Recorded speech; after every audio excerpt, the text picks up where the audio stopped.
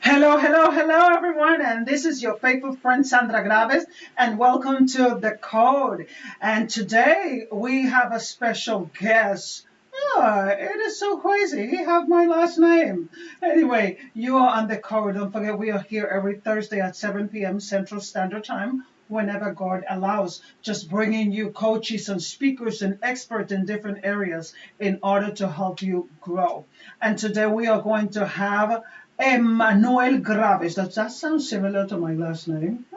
It does. Emmanuel Graves, and he is a very special millennial that is going to be sharing his life experience with us today. He's also a speaker, a professional engineer, and he's going to be talking to us about investing in yourself, millennials. I know you millennials have a little issue with investing in yourself, or maybe overdoing it. So, what Mr. Graves is going to be sharing with us today is just some tips about how to help you, achieve goals in your life and be successful in your life through investing in yourself. So let's ask Graves what is he's going to do with us. And you can see at the bottom of the screen, if you can see at the bottom of the screen right here, you can find him on Instagram as is Graves. Nah, not Graves. It's Graves. Okay. Anyway, so it's Graves. Tell us a little bit more about you before we begin to the conversation about investing in yourself.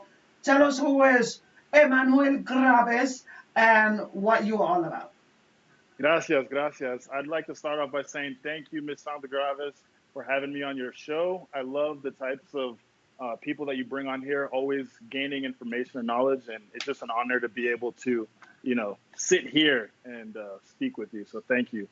Well, thank Um, you. So tell us about you. all Who right, are let's you? get to it. All right, so I'm gonna try and shorten it up because I have way too many YouTube videos that talk about this. Um, I was born in the U.S. My mom's from Panama, so I already have that immigrant thing where we come to another country and we want to do the best that we can because we know the hardships that we know the opportunities that everybody doesn't have. So growing up, I worked for everything that I've ever had, and I was taught by my mom that education was the key. So a lot of people always thought that I could be an athlete because I was very naturally fast. I jumped. I was crazy, and they were like, he could play sports. And my mom was always like, he's not just an athlete. He has a brain. He can be talented in other ways. So growing up, I was always focused on education to the point that my mom actually inspired me to continue and focus on engineering because I was always looking at building and I'd be like construction. And then she'd be like, well, don't you think you want to be the one that creates the things versus the one that's doing the physical labor? And she would do it very carefully, not killing my dreams, but more guiding them. So it went from construction, then it went to architect, and then we got to engineer.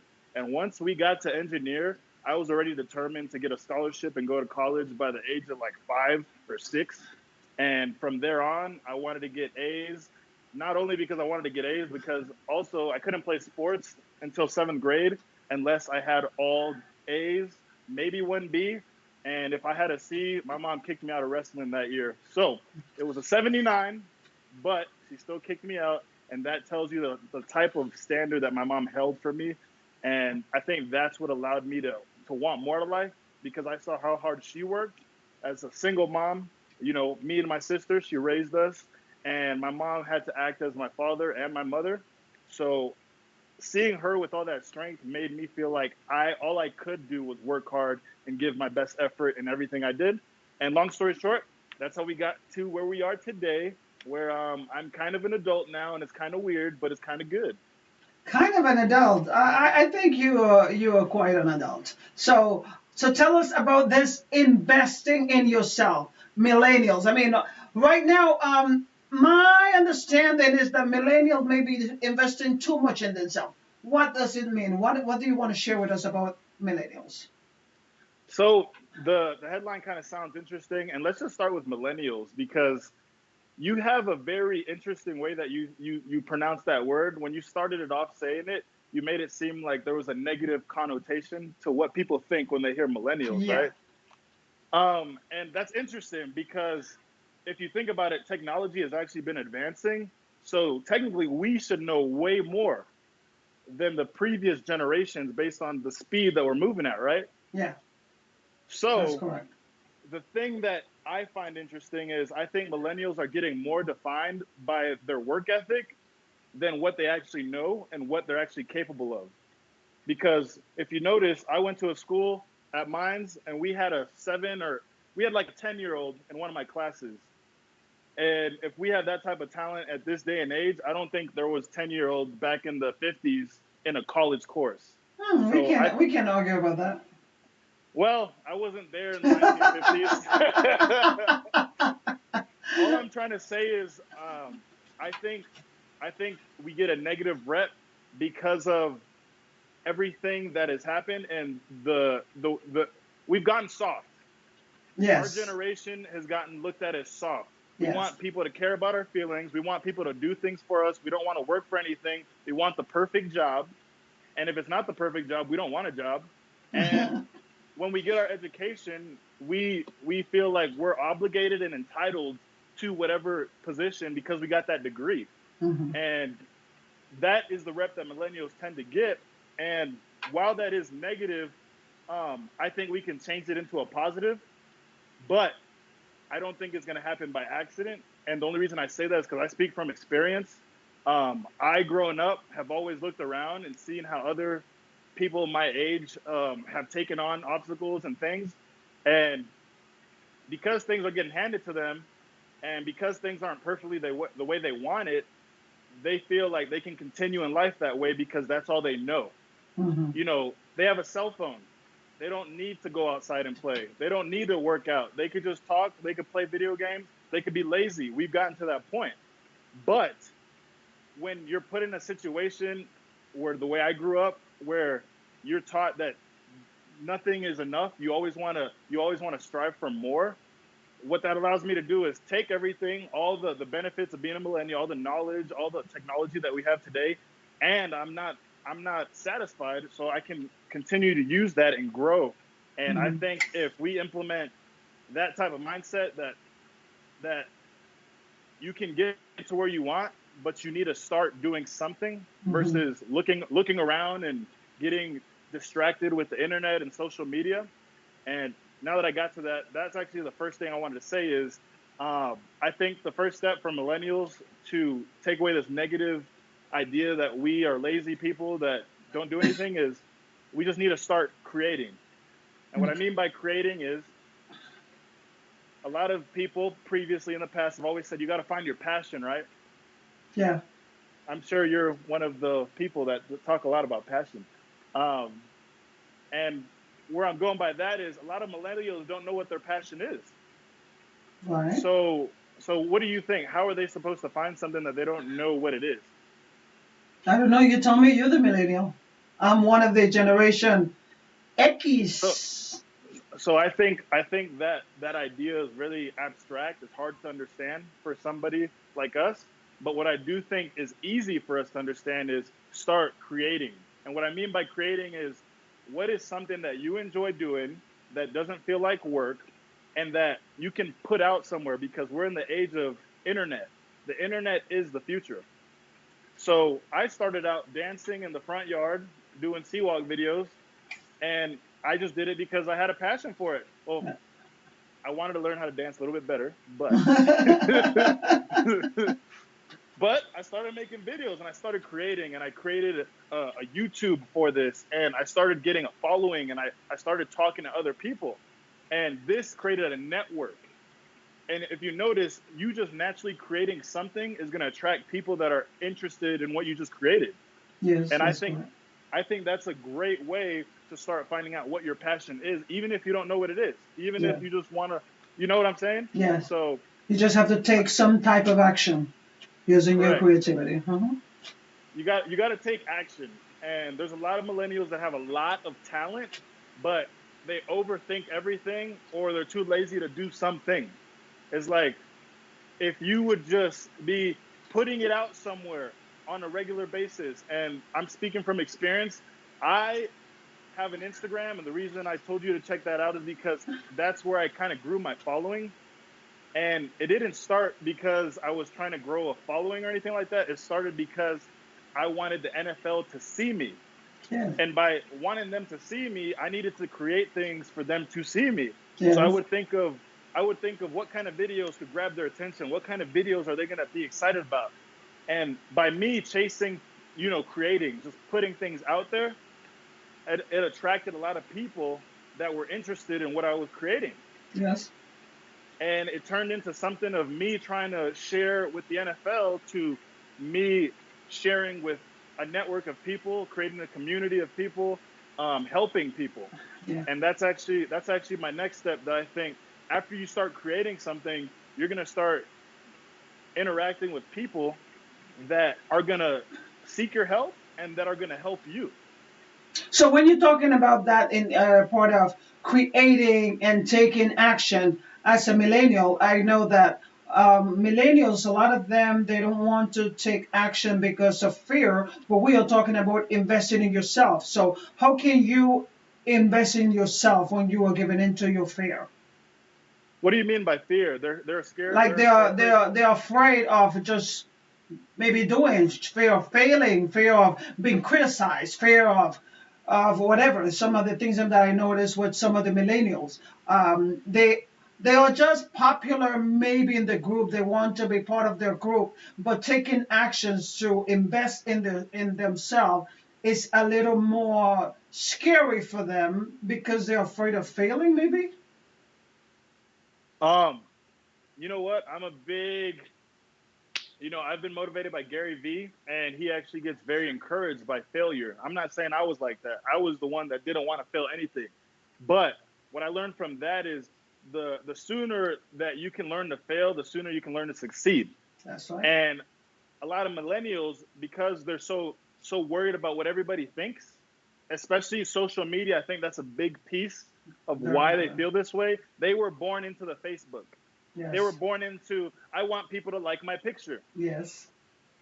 So they're not even thinking like you. You didn't, I'm sure when you were growing up, you weren't thinking, I hope people like my picture. No. Like, you could care less if anybody likes your picture. No. So, so just that mindset takes them from allowing to see, it doesn't matter if anybody likes my picture. It doesn't matter if anybody likes what I'm doing, believes in what I'm doing. And I think that can also come from the support of the parents. I'm strongly this way because I was raised by a woman that said, you need to do what you believe in. I don't care if other people like it or not. If you believe it, you continue. And if you learn that it's wrong, then you learn, but you don't have to follow what other people tell you. And that's kind of what I was built on. So maybe that does come a lot from how you were raised, but they first have to believe in themselves enough to know that I can do this and it's okay if people don't like it. That's right. They, I can put effort into studying, and if people think I'm weird for doing that, that's okay. I want to study because I know why I'm doing it. And maybe that's another piece is they need to have the effort, but they need to know why. Like, how are you going to do something without a goal? Like, do you want to go to college? Do you want to be an artist? Do you want to be a musician? Like, you got to pick. And I think that's another issue is that a lot of millennials are afraid to pick because they're getting distracted by, oh, maybe I could do this, maybe he's doing that. So it's really about it starts mentally, right? Yeah. Like they got to decide for themselves, what do I want? Why do I want it? And once you got that why, because that's my biggest thing is I knew why I wanted to do it. I knew where my mom came from and I knew where I wanted to go. So my thing is start creating because a lot of the millennials are going to have a difficult time finding their why, right? So don't think too hard. Just do. Like Nike, right? Just do it. What is it? You want to play a sport? Maybe you suck. It's okay. You're going to learn that I don't like it and you're going to do something else. But I'd rather you learn that you don't like it than get stuck and then get mediocre because you stopped trying. Because you were like, you know what? That's okay. I can be taken care of. Life is easy. Everybody else is doing it. And that's what people are getting wrapped up in is everybody else is doing it. But how are you going to succeed if you're following the path of everybody else? That is correct.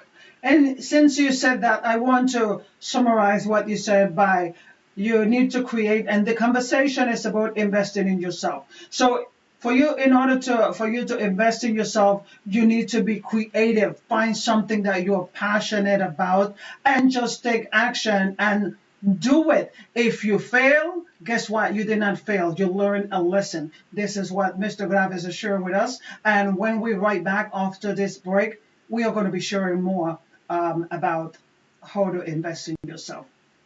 We'll be right back.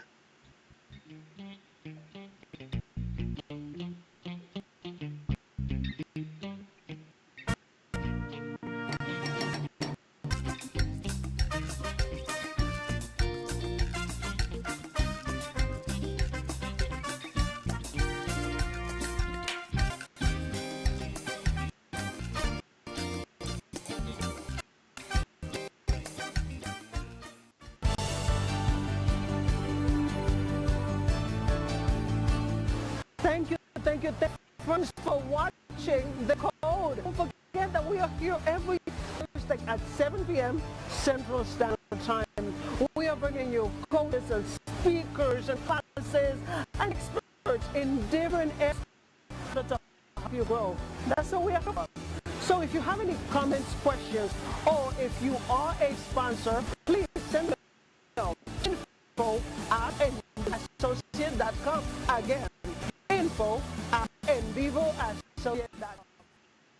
Welcome back to The Code, and you're with Sandra Graves and Emmanuel Graves. He's sharing today with us about millennials, trying to find the positive ways that you can invest in yourself. Emmanuel Graves is all yours. Awesome. So I just want to kind of summarize and then go to the next topic or the next emphasis. So you want to create, and what that creating is going to allow you to do indirectly, I didn't do this on purpose, it's gonna establish a platform. I built this, I did this, I did this, I did this, I did this, and now it turns into a collage of things you did, right? So now Yeah. people aren't just looking at one, they're looking at you as a whole. Yeah. So once you do that, then people are going to ask you questions. People are going to give you, opinions. And now you're going to be able to give back. And what I mean by give back is people are going to say, how did you do that? Who taught you that? Where'd you learn that? Why do you do that? And I learned this because I made these videos, and I'm talking about my YouTube and my Instagram. I made these videos I created so that somebody else could see it. And indirectly, people started seeing me and they wanted to learn more. And it turned in from me focusing on myself to me trying to help others grow. So Mhm. I think it starts with you investing in yourself, because how are you going to give anybody advice if you haven't done it yourself? That's right. You know? So I say, whatever you believe in, whatever you want to start doing it. Once you do it, you're going to notice you're going to build a network. Once you have that network, people are going to want to know more. Now you're going to help those people. And once you start helping those people, you're going to see, like, you know what? This is good. Maybe I'm supposed to do something more. I'm helping these people individually.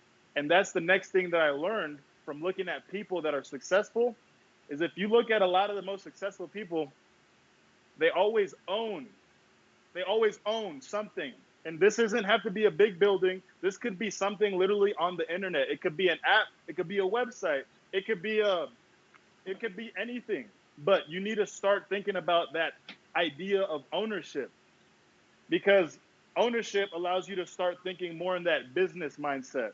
And now that you've already created, you have your platform, now you've helped people, and this is because you wanted to help people. This isn't because you're just trying to get money or do something. Like, you genuinely believe in what you're doing, where it naturally turns into you helping people. And now you can build something around it. And that's what I got to building when I got cut from the CFL. I didn't know what to do with myself. I was kind of depressed. I kind of got lost, because you go from being an engineer to a football player to being back home with your mom in the room that you grew up in, and it hurts. Sorry. And then you are blessed that your mom is a motivational speaker who's always been there for you and believes in you, and thinks that this is a time for you to recollect yourself and find out what can you use this for? Where can you go from here? Versus looking at what happened, where can we move forward from it? How can we go back up?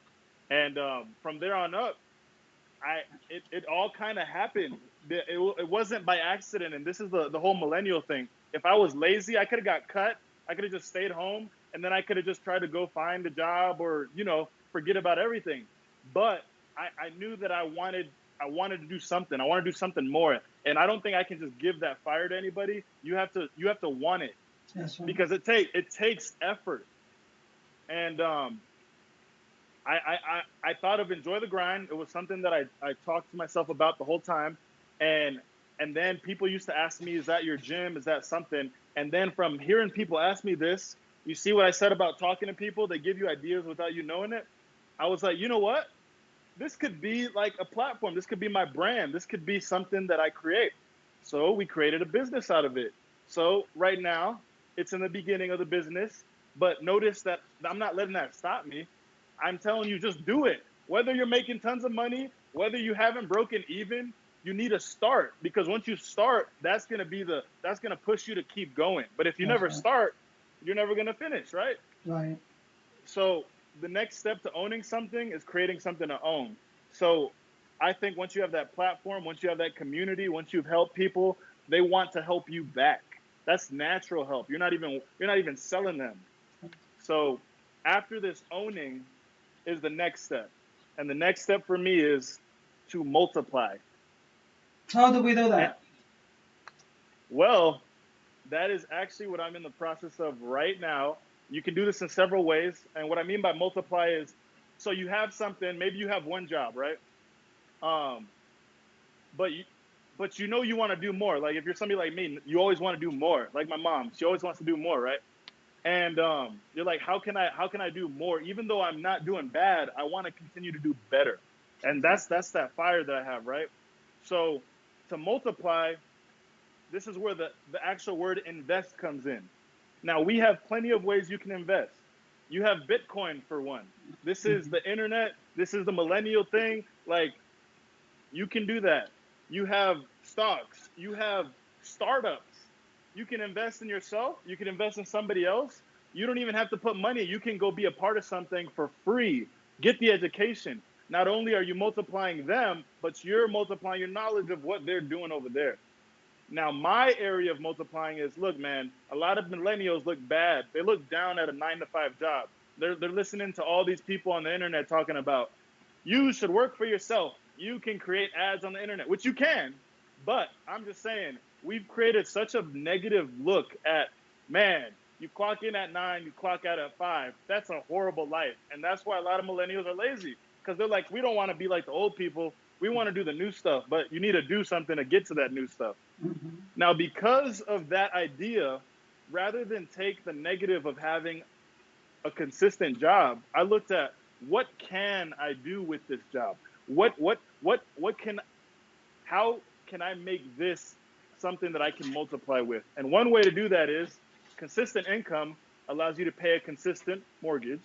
Mm-hmm. And just so you know, I didn't let my mom know yet, but I just got an offer accepted on a house. Woohoo! Good job! Thank you. That sounds like my mom. So the reason I bring that up is because investing in something allows you to begin multiplying. And that ownership of something allows you to multiply as well. And the way I see it is, I've been looking at different real estate. I'm not a big real estate guy. Don't get me, twisted. But I have friends that are invested in stocks, invested in Bitcoin, invested in all kinds of things, right? But I haven't had the time with my, with what I'm doing right now, working hard and trying to work out on the side, to really get into those things.